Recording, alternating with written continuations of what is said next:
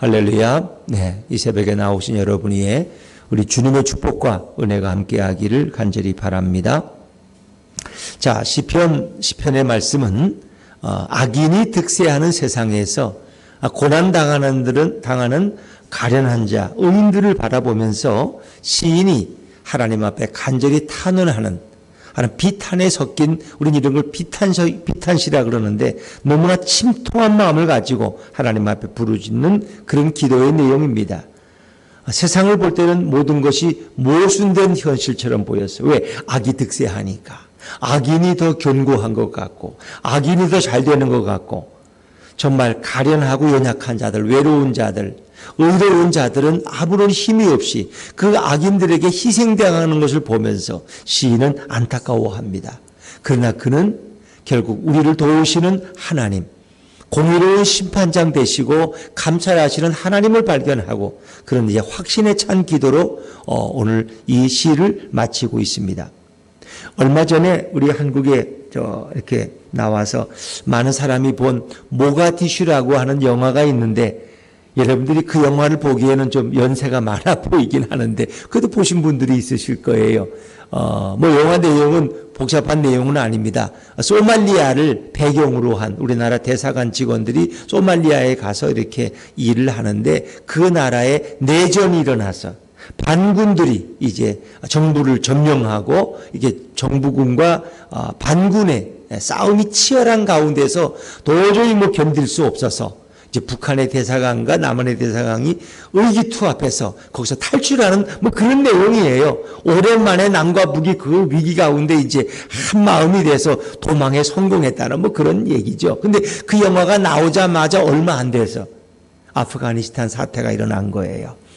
탈레반들이 결국은 정부를 점령하고, 그리고 아직은 내전이라고 할 수는 없지만 일부 정부군들이 이제 다시 귀결해서 항전을 합니다만은 거의 탈레반 정권이 아프가니스탄을 완전히 지배한다고 봐야 되겠죠. 대통령도 도망가고 다 도망가 버리고 이제는 그들이 마음껏 우리가 영화에서 보는 그런 상황, 모가디슈에서 보면은 이 젊은 애들이 총을 들고 난리야 그냥. 10대 애들, 청년들, 20대 애들이 다 총을 메고 아무 데서나 공포를 쏘고 집마다 뒤지고 아무나 보면 죽이고 이런 상황이 아프가니스탄에 지금 일어나고 있다는 거예요.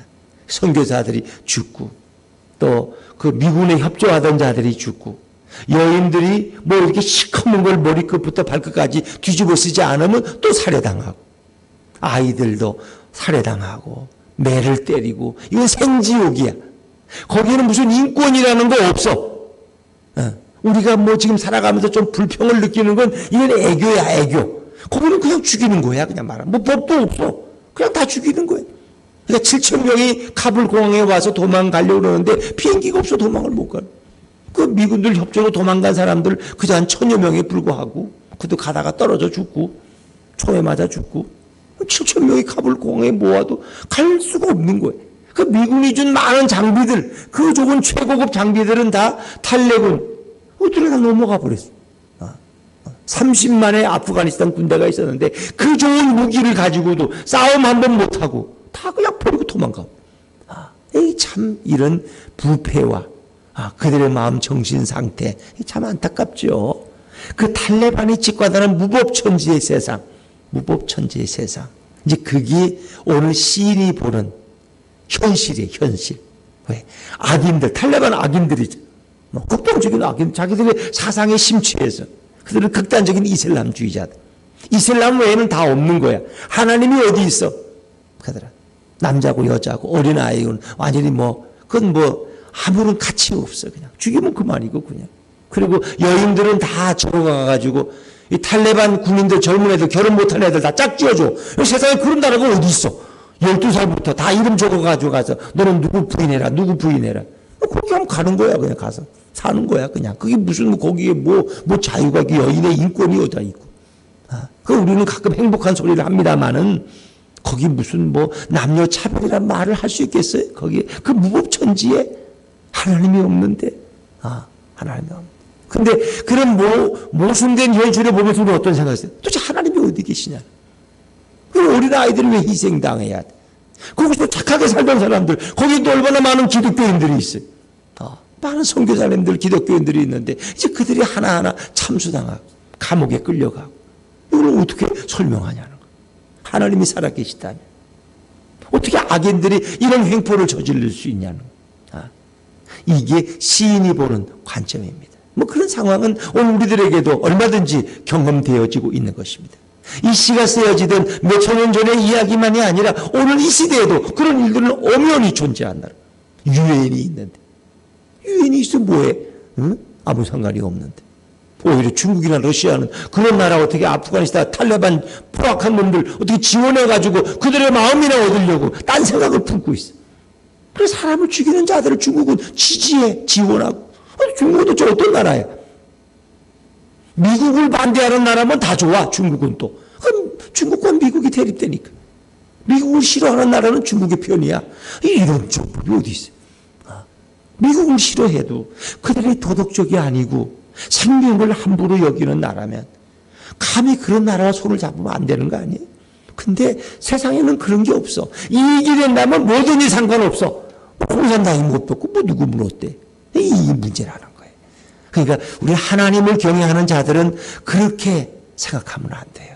하나님이 무엇을 원하시느냐.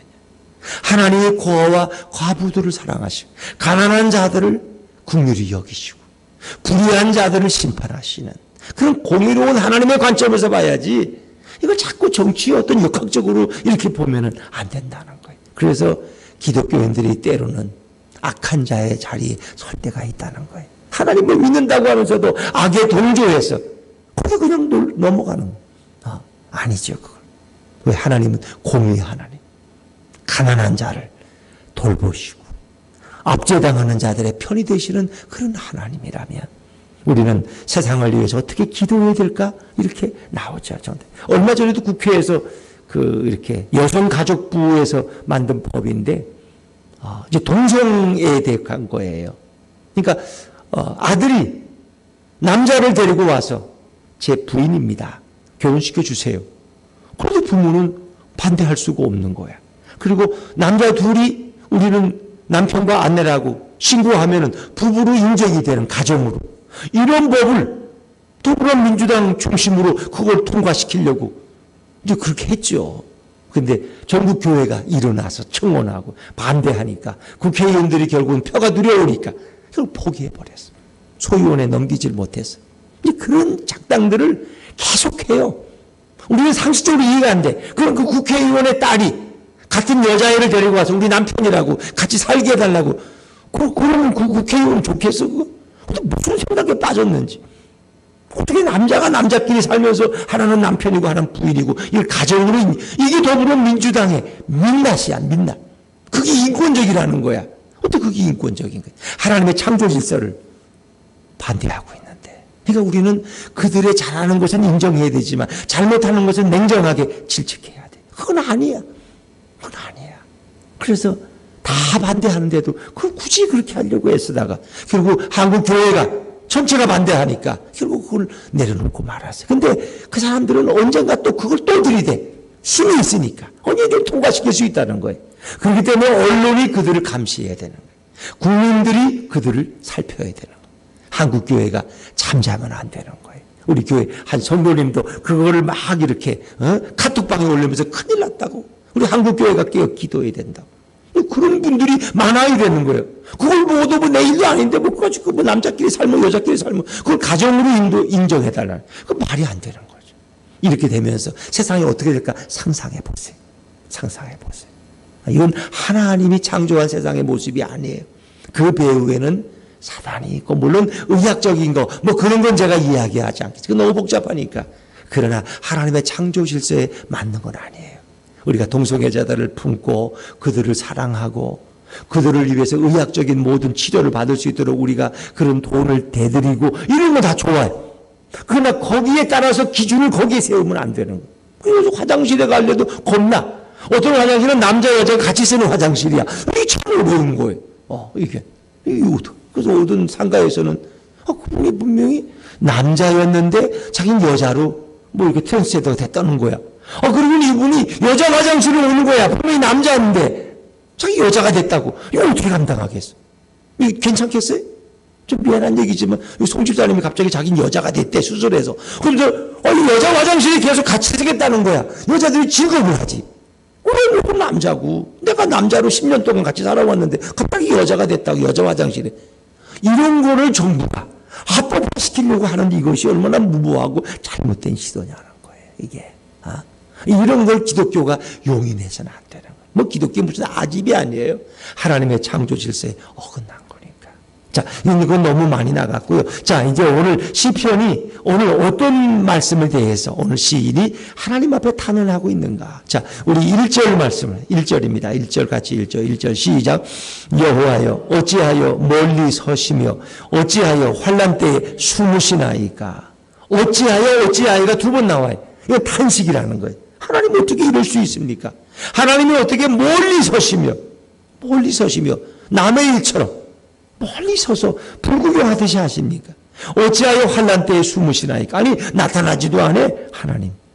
이거 환난 당하는 자들이 많은데, 근데 지금 악한 자들이, 이 교만한 자들이 어떤 일을 행하고 있습니까? 하면서 시인은 지금 기도하는 거예요. 2절에 제가 읽을게요. 악한 자가 교만하여 가련한 자를 심히 압박하오니 그들이 자기가 베푼 꾀에 빠지게 하소서.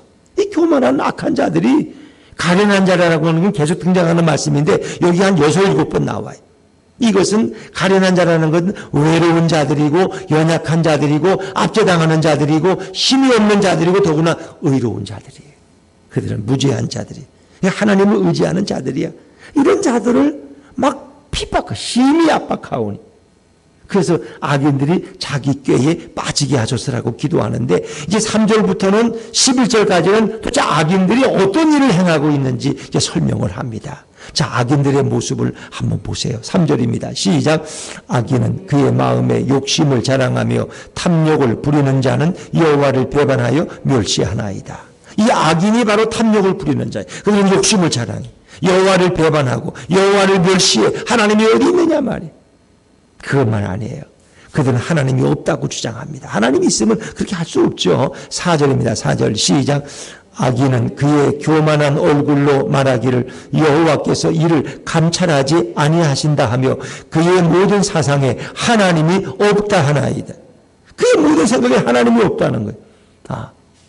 하나님이 그리고 이 환난당하는 자들을 돌아보지 않는다는 거예요. 하나님은 딴 데 관심이 있지 하나님이 없다는 거예요. 하나님이 있으면 어떻게 이러냐. 이게 악인들이 하는 얘기야. 악인들이. 하나님이 계시면 자기들이 이렇게 할 수 없는 거예요. 그들은 하나님이 이런 상황을 감찰하지 않는다. 하나님이 없다는 거예요. 하나님이 있으면 그렇게 하겠냐는. 어찌 보면 또 그렇게도 보이죠. 자, 그런데 악인들은 거기다 또 잘 되기도 해. 그들은 아주 견고해. 또 흔들리지도 않아. 자, 5절과 6절입니다. 5절과 6절. 그들이 뭐라고 떠드는지 5절, 6절 시작. 그의 길은 언제든지 견고하고 주의 심판은 높아서 그에게 미치지 못하오니 그는 그의 모든 대적들을 멸시하며 그의 마음에 이르기를 나는 흔들리지 아니하며 대대로 환난을 당하지 아니하리라 하나이다. 이 악인들의 말이에요. 주의 심판은 너무 고상해서 우리에게 오지도 않는다. 그렇기 때문에 악인들은 자신들은 흔들리지 않은데 아주 견고하고 형통하대. 자신들은 대대로 환난을 당하지도 않는다는 거예요. 악인들이. 탈레반들이 요즘 얼마나 신났겠어요. 모든 대통령국을 다 정복하고 이제 자기 마음대로 통치한다. 그러니까 아주 한껏 교만해서 탈레반의 이슬람의 승리라고 그들은 그렇게 부르짖겠죠. 그들은 형통한다는 거예요. 오히려 그들이 잘 된다고 주장하는. 7절에 그의 입에는 저주와 거짓과 포악이 충만하며 그의 혀 밑에는 잔해와 죄악이 넘치는데, 이렇게 이제 시인은 고발해. 그리고 그들은 은밀한 곳에 숨어 있다가 죄 없는 자들을 어떻게 죽이는지 보세요. 어떻게 죽이는지. 마치 사냥꾼이 사냥을 하듯이 사람을 죽여. 포악한 사자가 사람을 물어뜯듯이 그렇게 죽여요. 자, 8절과 9절. 그들에게는 생명이라는 건 아무 의미가 없어. 그냥 죽이면 그만이야. 8절, 9절. 시작. 그가 마을 구석진 곳에 앉으며 그 은밀한 곳에서 무죄한 자를 죽이며 그의 눈은 가련한 자를 엿보나이다. 사자가 자기의 굴에 엎드린 같이 그가 은밀한 곳에 엎드려 가련한 자를 잡으려고 기다리며 자기 그물을 끌어당겨 가련한 자를 잡나이다. 이 가련한 자라는 것은 연약하고 힘이 없고 외로운 자지만 그러나 그들은 의로운 자들이에요. 하나님을 의지하는 자들. 이런 힘은 없지만 하나님을 의지하는 연약한 자들을 이 약한 자들이 다 밀어버리는 거예요. 마치 포악한 사자가 숨어 있다가 지나가는 나그네에 담벼들듯이 사냥꾼이 그물을 던져서 짐승을 잡듯이 인간들을 그렇게 포획해서 죽인단 말이에요. 어떻게 그럴 수 있어요? 그러니까 연약한 자들이 넘어지고 이건 그 상상할 수 없는 거예요. 캄보디아 갔더니 정권이 바뀌면서 300만인가 캄보디아에 죽었다 그러죠. 캄보디아. 그래서 그 유골만 쌓아놓은 탑이 이렇게 유골탑이 있잖아요. 캄보디아 가면은. 근데 그들이 이제 공산주의 혁명을 일으켜서 하니까 유식한 자들을 다 죽여. 교사들을 다 죽여. 배운 자들을 다 죽여. 참. 왜? 무식해야 통치하기 좋다는 거예요. 그래서 300만을 죽여. 300만. 말이 300만이지. 30명을 죽여서 놔두고 어마어마한데 300만을 전국에서 죽여. 그런 일들을 이 포악한 자들이 하고 있다는 거예요. 그러니까 우리가 이 시대에 뭘 위해 기도해야 돼? 그리스도인들이 오늘도 땅값이나 좀 오르게 하시고 뭐나 이런 기도가 아니라 지금은 저 아프가니스탄에 저 미얀마에 고난당하는 자들을 위해서 우리가 기도할 사명이 왜? 너무나 많은 생명들이 희생당하고 또 당하고 있으니까 또 앞으로 그것이 우리가 걱정되는 거예요. 그러면서 악인들은 뭐라고 소리치느냐? 하나님이 관심이 전혀 없다는 거예요, 여기에는. 자, 11절. 시작. 그가 그의 마음에 이르기를 하나님이 잊으셨고 그의 얼굴을 가리셨으니 영원히 보지 아니하시리라 하나이다. 이 악인들의 말이야. 악인의 마음에 이르기를 하나님이 잊으셨다는 거예요. 하나님의 얼굴을 가리셨다는 거예요. 시인은 이렇게 탄식하는 기도를 먼저 드리죠. 그런데 이제 12절부터는 본격적으로 시인이 하나님 앞에 간곡하게 부탁하고 간구하는 내용이 소개됩니다. 이제 이런 기도가 우리의 기도가 돼야 되겠죠. 자, 12절 13절 시작. 여호와여 일어나옵소서. 하나님이여 손을 도옵소서. 가난한 자들을 잊지 마옵소서. 어찌하여 악인이 하나님을 멸시하여 그의 마음에 이르기를 주는 감찰하지 아니하리라 하나이까. 악인들이 이렇게 함부로 하나님을 멸시하고 사람의 생명을 파리 죽이도록 하나님이 언제까지 그냥 두고 보시겠습니까? 하나님 일어나소서. 하나님이여 손을 두옵소서. 심판의 손을 두옵소서. 가난한 자들을 잊지 마옵소서. 이게 신인 동영론적 표현이에요. 마치 주무시는 하나님을 깨우듯이. 하나님은 주무시지 않죠. 하나님은 그 모든 것을 다 보고 감찰하고 계시죠. 근데 인간들은 조급하니까 하나님 앞에 이렇게 탄원하고 기도하는. 그러면서 이런 기도 가운데 시인이 갖는 하나님이 시인에게 주신 확신이 있어요. 하나님은 이 모든 것을 보고 계시고 하나님은 돕고 계신다는 거예요. 하나님은 일하기 시작하셨다는 거예요. 자, 14절 말씀, 14절을 같이 읽습니다. 시작. 주께서는 보셨나이다. 주는 재앙과 원한을 감찰하시고 주의 손으로 갚으려 하시오니 외로운 자가 주를 의지하나이다. 주는 벌써부터 고아를 도우시는 이신이이다. 그렇게 탄원하고 간구한 이 신의 마음속에 하나님께서 어떤 마음을 주셨어요? 주께서는 이미 그것을 보셨다는 거예요. 주는 재앙과 원한을 이미 감찰하고 계신다는 거예요. 그리고 주의 손으로 이 모든 것을 갚으려 한다는 건 뭐예요? 공의로운 심판을 행하시려고 한다는 거예요.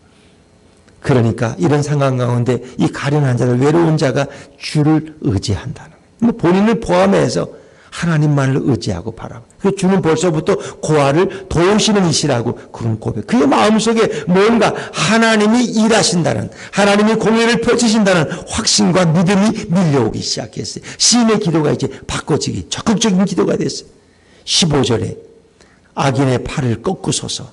팔을 꺾으면 악인이 더 이상 의인을 죽일 수 없죠. 악한 자의 악을 더 이상 찾아낼 수 없을 때까지 찾으소서. 세상에 도대체 악이 없을 때까지 하나님이 샅샅이 뒤져서 악을 제거하소라. 악한 자의 악을 더 이상 찾아낼 수 없을 때까지 찾으소서. 악의 완전한 파멸을 위해서 오늘 시인은 기도합니다. 그러면서 이제 그가 하나님을 영원한 왕으로 고백하죠. 자, 그러면서 이 땅에서 모든 악한 자들이 다 멸망당하기를 그는 확신합니다. 16절입니다. 16절 시작. 여호와께서는 영원 무궁하도록 왕이시니 이방 나라들이 주의 땅에서 멸망하였나이다. 이제 하나님이 역사 속에 개입하면은, 하나님이 공의를 드러내시면 일시에 모든 악한 자들을 다 심판하시는 거예요. 왜? 하나님은 영원 무궁하도록 왕이시니. 영원 무궁. 그렇죠. 하나님의 통치는 영원합니다. 그러면 한때 하나님이 정말 세상을 지배하시나? 하나님이 공의로우신가? 하나님이 우리에게 관심이나 있으시나? 라고 의심했지만 이제 그의 마음속엔 확신이 넘칩니다. 하나님은 영원 무궁하도록 왕이십니다. 하나님은 어제도 오늘도 내일도 우리를 통치하십니다. 이제 그것이 시인이 노래하고 있는 것은 이 땅에 오시는 예수 그리스도가 이루실 영원한 메시아 왕국을 바라보면서 그런 고백하고 있습니다. 주님이 통치하시는 나라, 우리 예수님이 왕 되신 그 나라가 되면은 이제 어떤 악도 거기에 범접할 수 없을 거예요. 왜? 그 모든 악은 메시아 되신 우리 예수님께서 다 진멸해 버리시기 때문에 영원 무궁하도록. 그렇습니다. 우리는 그 나라를 이제 바라보고 또 그 나라를 기대하는 것입니다. 17절에 그는 확신합니다. 하나님이 이제 겸손한 자, 의로운 자의 소원을 들으셨다는 거예요. 자, 17절, 18절, 10절, 18절 같이 읽죠. 시작.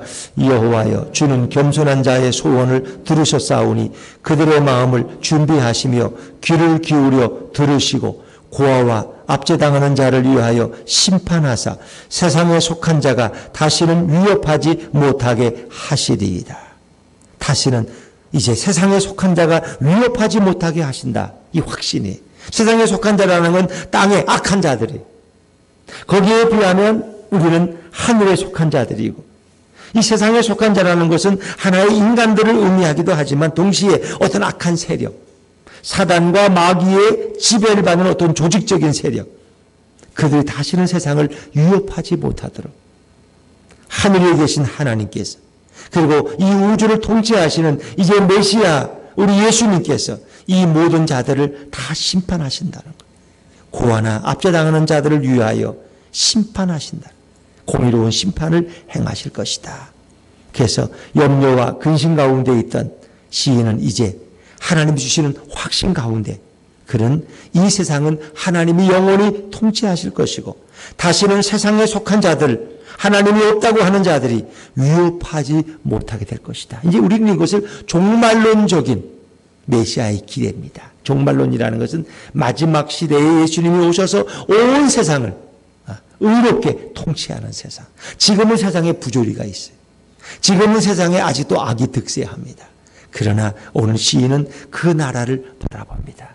우리 예수님이 오셔서 온 세상의 왕 되셔서 공의로 심판하시고 악인들을 완전히 진멸하시고 악을 발본세곤하시고 그리고 의인들을 당신의 나라에 이끄실 그 나라를 그는 바라보면서 확신에 찬 노래로 오늘 시를 끝내고 있습니다. 그렇습니다.